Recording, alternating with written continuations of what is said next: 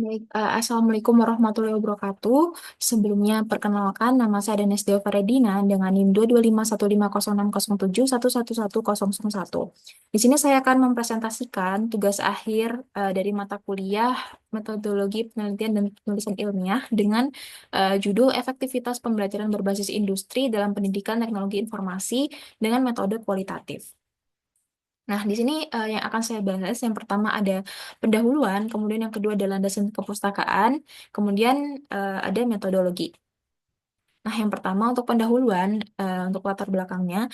Jadi, paradigma pembelajaran yang menekankan peran mendidik sering membuat siswa kurang siap menghadapi dunia kerja karena kurangnya keterampilan komunikasi dan kolaborasi. Nah, pendapat ini menurut Suseno di tahun 2022. Kemudian, dalam era industri 4.0 dan 5.0, kebutuhan akan penguasaan digital semakin mendesak di semua sektor. Ini menurut Gultom di tahun 2021. Oleh karena itu, inovasi pembelajaran, terutama eh, melalui metode pembelajaran berbasis industri atau PBI ini menjadi penting. PBI ini mengintegrasikan pengalaman langsung di dunia kerja ke dalam kurikulum, sehingga memungkinkan siswa di bidang teknologi informasi untuk belajar melalui proyek nyata dan juga magang. Nah, meskipun PBI ini dapat meningkatkan keterampilan teknis dan soft skills, masih sedikit penelitian yang mengeksplorasi pengalaman subjektif siswa selama proses ini, terutama di bidang teknologi informasi. Penelitian ini menggunakan pendekatan kualitatif untuk memahami pengalaman siswa dalam menghadapi tantangan teknis dan interaksi dengan profesional industri. Hasilnya diharapkan memberikan wawasan bagi institusi pendidikan dalam merancang program yang lebih sesuai dengan kebutuhan industri dan perkembangan teknologi. Penelitian ini berjudul Efektivitas Pembelajaran Berbasis Industri dalam Pendidikan Teknologi Informasi. Nah, untuk rumusan masalahnya ada tiga. Yang pertama, bagaimana pengalaman siswa dalam menjalani pembelajaran berbasis industri di bidang teknologi informasi. Kemudian yang kedua, bagaimanakah tantangan yang dihadapi siswa selama mengikuti pembelajaran berbasis industri, khususnya terkait adaptasi terhadap lingkungan kerja industri. Yang ketiga, bagaimana pembelajaran berbasis industri meningkatkan kesiapan siswa untuk memasuki dunia kerja di bidang teknologi informasi. Nah, kemudian untuk tujuan penelitian,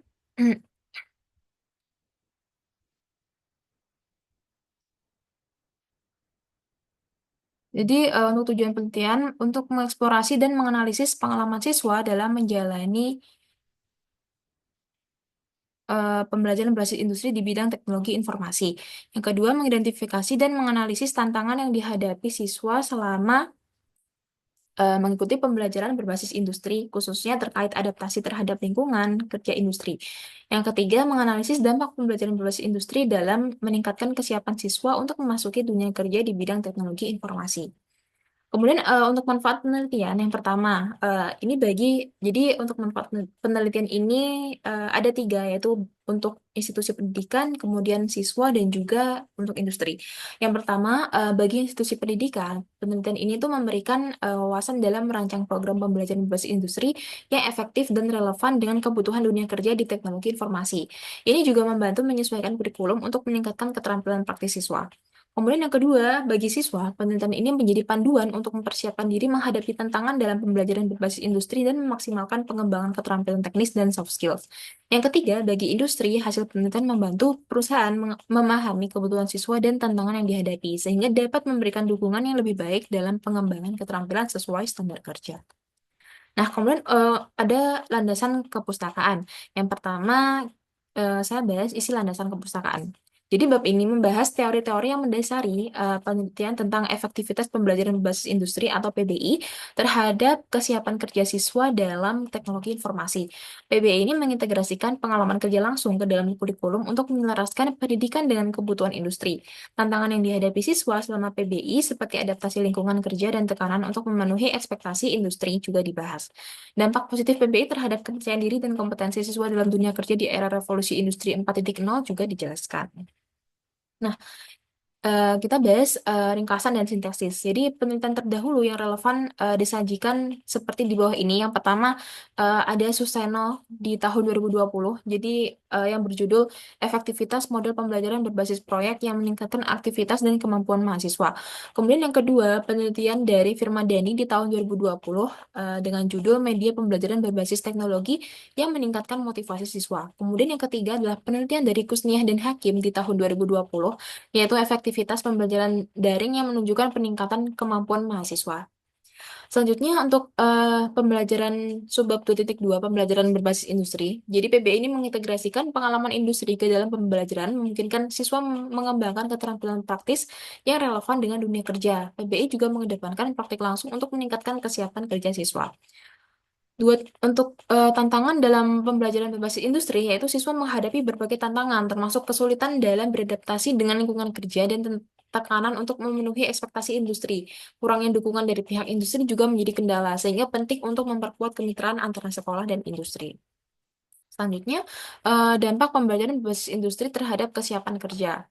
PPI berkontribusi positif terhadap pengembangan soft skill dan kepercayaan diri siswa, mempersiapkan mereka lebih baik untuk dunia kerja. Kemudian, relevansi pembelajaran berbasis industri di era revolusi industri 4.0, yaitu PPI semakin relevan dalam menghadapi perubahan teknologi dan tuntutan pasar kerja. Penyesuaian kurikulum sangat penting untuk meningkatkan kesiapan siswa dalam menghadapi perkembangan industri yang cepat. Nah, selanjutnya di sini saya masuk ke bagian metodologi ya. Jadi metodologi penelitian yang digunakan dalam penulisan pada penelitian ini memiliki beberapa tahapan-tahapan seperti pada gambar ini ya. Jadi yang pertama masuk ke persiapan penelitian, kemudian tahapan kedua yaitu pelaksanaan penelitian, tahapan ketiga adalah analisis data, kemudian tahapan terakhir adalah evaluasi keberhasilan. Nah, eh, jadi untuk pendekatan penelitian, jadi penelitian ini menggunakan pendekatan kualitatif deskriptif dengan metode studi fenomenologi. eh, Pendekatan ini bertujuan untuk memahami pengalaman subjektif siswa dalam pembelajaran berbasis industri di bidang teknologi informasi. Metode fenomenologi memungkinkan peneliti menggali makna pengalaman individu dan efisiensi fenomena dari perspektif partisipan. Kemudian untuk lokasi dan subjek penelitian. Jadi untuk lokasinya di sini saya menetapkan di SMK Telkom Malang yang dilakukan pada Desember 2024.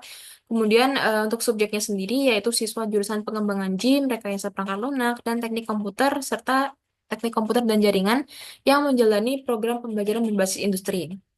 Sampel diambil dari 10% dari total 503 siswa dengan teknik purposive sampling. Kemudian untuk teknik pengumpulan data yaitu ada tiga teknik. Yang pertama wawancara, yang kedua observasi, dan yang ketiga adalah dokumentasi. Selanjutnya untuk teknik analisis data, untuk analisis data dilakukan dengan beberapa cara ya. Yang pertama ada transkripsi data wawancara, yang kedua pengkodean data, yang ketiga adalah pengelompokan kode menjadi tema, yang keempat adalah analisis hubungan antar tema, yang kelima adalah interpretasi dan penarikan kesimpulan.